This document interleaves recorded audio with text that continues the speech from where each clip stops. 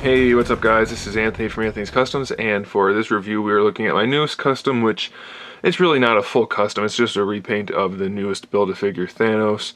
A customer came to me, said, hey, I don't like the way this Thanos looks at all. The blue was too glossy, the gold wasn't shiny, the yellow parts were no good, the face was no good, basically the thing didn't look good. The silver parts were not painted well, basically the whole deal. So he's told me to repaint it. He wanted the blue parts to be kind of a satin finish, and he wanted the gold to be shinier. And he said, just make it happen. So that's what I did. I repainted the whole thing. The base body was painted all black and then dry brushed with this dark blue on top of it. So we do get the subtle shading of the black in there to highlight, or low light technically, all of those nice sculpted bits. So that helped a whole lot, making this figure stand out a little bit more, I think. And then for the gold, we just really made it more metallic. It's got a higher luster, a higher metallic reflectiveness. Hopefully you can tell by the lights bouncing off of it how much shinier it actually is.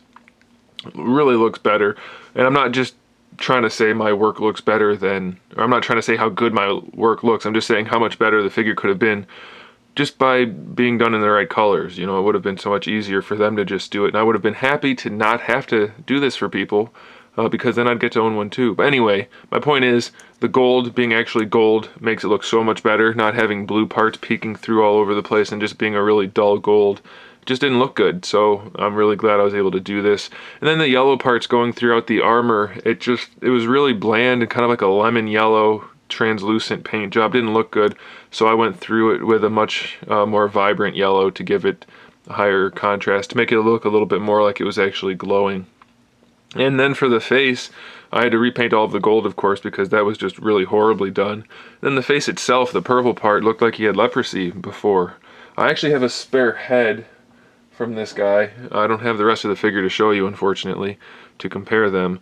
But there's the head. He's got spots all over his face. Just looks really weird. His teeth look all janky. So we redid him to look a little bit more natural looking. You can still see the shading in the chin and everywhere, but he's not pink and purple. He doesn't look like some kind of pig or something with spots all over it. So I redid that. So that's it really. I mean, there's not a whole lot to say. It's just a repaint, but you guys all said you wanted to see what it looked like when it came out. So there it is. I think maybe the most important thing on this was not having the shiny blue. That shiny blue really detracted from the figure, I think. Even with the dull gold, that shiny blue made the gold look even worse. So making that blue more of a satin finish with some shading in it really helps the gold to stand out. And then the silver parts as well. So I'm happy I was able to do what he wanted, and I'm pretty sure he's going to be happy with it too. So there it is, guys. Thanks for watching.